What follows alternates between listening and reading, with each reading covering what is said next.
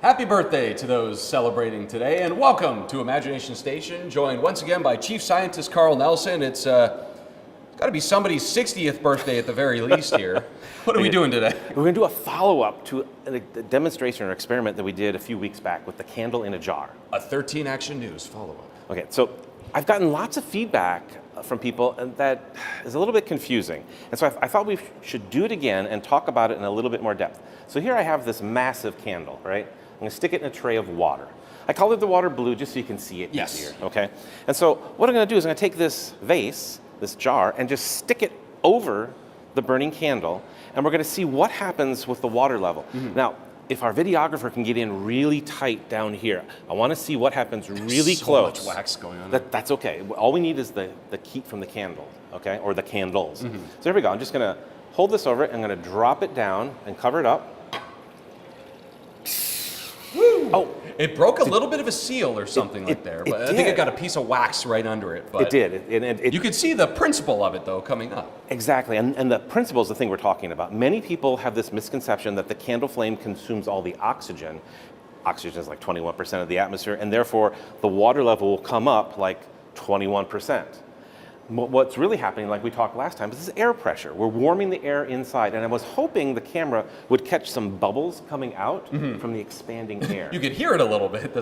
You could hear it. Well, it pulled up way more than 20%. So something more is going on here, right? Yeah, it's not the oxygen in there that's being consumed and allowing that. Correct. And if you think about if it was complete combustion of the hydrocarbon from the candle and the oxygen in the air, the number of gas molecules you start with, CO2 and the hydrocarbon, will convert into carbon dioxide and water vapor. The same but it's number. Net zero, exactly. It's essentially net zero. If it's incomplete combustion, it might slightly be different. But so in this case, we have a different way of setting this up. And we have a candle, and I've raised the water level a little bit, and then inside I've connected up a nichrome wire to this power supply around the candle, so we can ignite the candle without, having any air come in and out.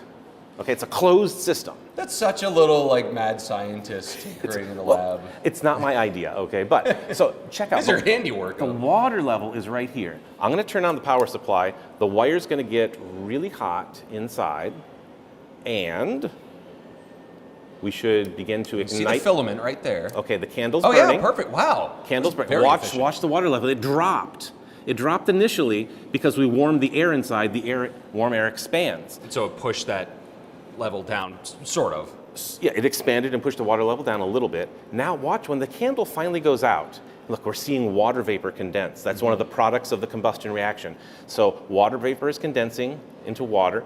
And when the candle goes out, we should see the water level rise right back up to where it started, where that tape is. And it's exactly what it's doing. So almost again, instantaneous too. You can see as soon as that level is dimming, it's coming just like a really smooth. So I can't say it enough. It's not that we're destroying oxygen or consuming all the oxygen and that a vacuum is pulling things in. Science doesn't suck, right? That doesn't work. It's air pressure. Put that on a shirt in the gift shop. That's right. It's air pressure that's equalizing the pressure. And right here, closed system, we burn the candle goes out, goes back to the same level. Fantastic. So it's a little bit of a different way of looking at, like you said, that experiment that we did was a month or two ago now, where we kind of had this in principle, but proving basically in through experimentation that it's maybe not what you think it is, or what a lot of the TikToks going around are saying. Some of these viral videos. These viral videos are really embedding incorrect concepts out there, and so we're trying to I know the feeling.